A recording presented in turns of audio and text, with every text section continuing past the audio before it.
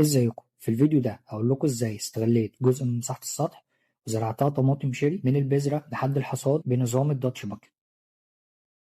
عشان انمي شتلات بشكل قوي لازم اوفر ليها ظروف مثالية. ابتديت انفذ المشتل ده اللي بيتكون من 8 قوالب طوب واربع اجزاء من مواسير الكهرباء وجمعتهم بالشكل ده. وطبعا الاساس عندي المشمع اللي هيوفر الضوء في نفس الوقت درجة الحرارة المناسبة للنمو. اشتريت كوبايات بلاستيك وابتديت ان انا اخرمها واملاها بخليط الكوكوبيت والبرلايت ورطبت التربة بنسبة 80% وحطيت فيها البذور على عمق 1 سنتي، والبذرة هتكسر سكون بعد حوالي 3 أو 4 أيام. في المرحلة دي الشتلة بتحتاج طبعا ري بس بكميات قليلة جدا، فبنحاول نوفر ليها رطوبة بنسبة 50%. هنا كانت عمر الشتلة حوالي 20 يوم، وخلال المرحلة دي أنا كنت بروي بمية بيضة بس مكنتش بستخدم أي تسميد. وهنا كان عمرها 30 يوم والشتلة هنا كانت جاهزة للزراعة، وعشان كده ابتديت إن أنا أحطها تحت السرام لمدة يومين عشان أقلمها على الظروف الجديدة. وبعد اليومين ابتديت عملية الزراعة.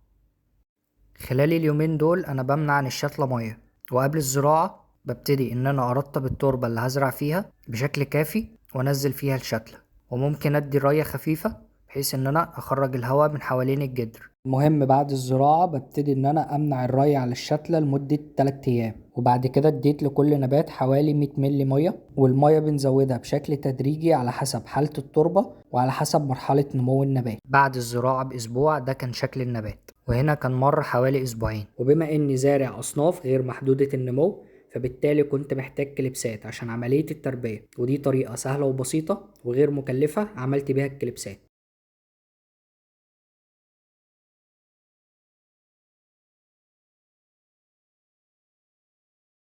الكليبس وظيفته ان هو يربط بين النبات والدعامة اللي هي الحبل، عشان خاطر كل نبات ياخد المساحة بتاعته وينمو بشكل طبيعي من غير ما يأثر على التاني.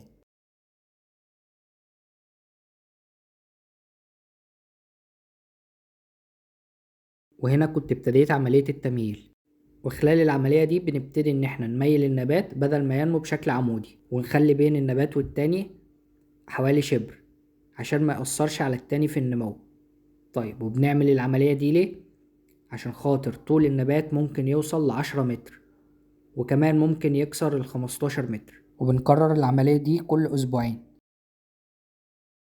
وهنا كان عمر النبات حوالي 60 يوم من الشتل، وكل مرحلة وليها التسميد بتاعها، عشان كده كنت محضر ميكس A وميكس B مناسب للمرحلة دي. ومن أول ما بدأت مرحلة التسميد ابتديت إن أنا أستعين بالمهندس إسماعيل مجدي، وهو مشكورا عمل ليا 3 تسميدات ابتديت إن أنا أعتمد عليهم في ال3 مراحل.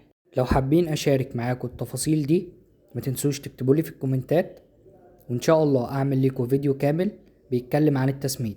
ومش بس كده، لأ كمان ممكن إن احنا نحضر المحلول مع بعض. وطبعا لازم أظبط ال EC وال pH بتاع المحلول قبل كل راية عشان أضمن إن النبات يمتص العناصر اللي هو محتاجها من غير أي ضرر. وطبعا كل مرحلة ليها EC مختلف.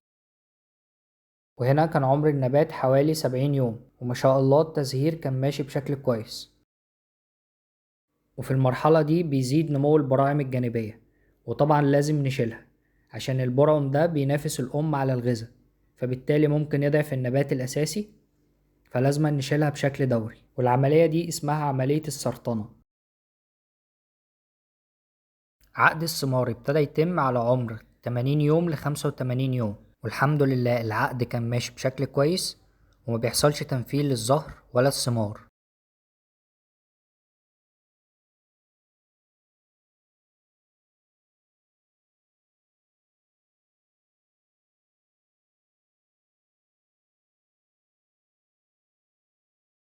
وعلى عمر 95 يوم ابتدى الكلاستر الأول يعقد بشكل كامل، والكلاستر التاني نفس الكلام، لكن حجم الثمار طبعا بيبقى أصغر بكتير.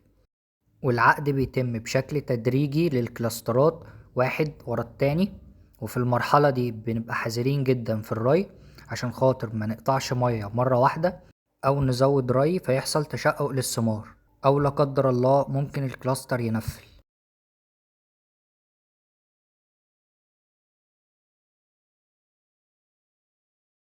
وأول ما يظهر بداية تلوين بنبتدي إن احنا نشيل ال3 أوراق بتوع الكلاستر، وممكن كمان نشيل أول ورقتين للكلاستر التاني، والتوريق ده بيسرع من عملية التلوين وفي نفس الوقت بيخف حمل من على الشجرة.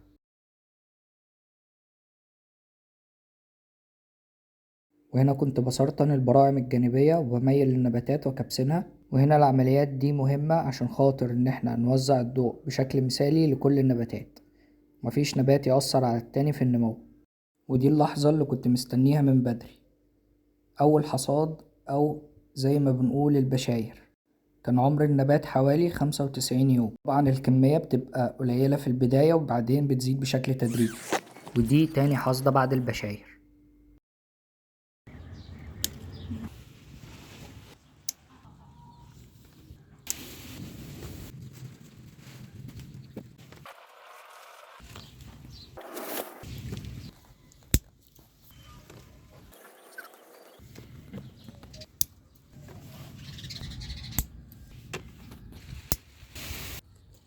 وهنا الطماطم الصفرا كانت حادقة في الأول من أول حصدة، وهنا الطعم كان ظابط.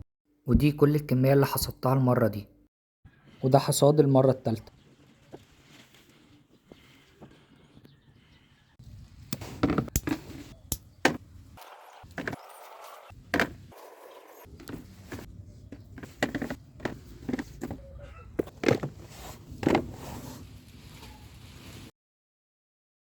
وده حصاد المرة الرابعة.